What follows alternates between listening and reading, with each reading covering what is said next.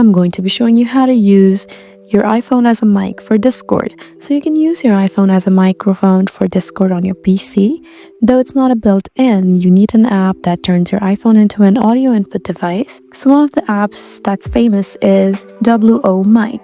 So you just need to go to your app store. As you can see, it's right at the top. Just go ahead and open it. Once you're here, you should see something like this. Just tap on the bottom and search for WO.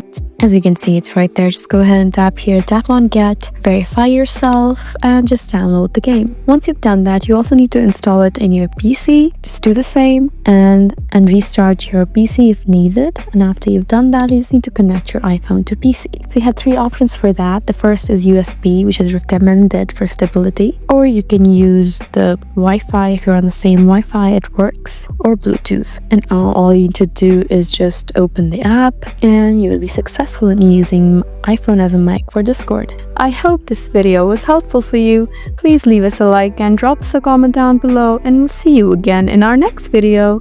Thank you for watching.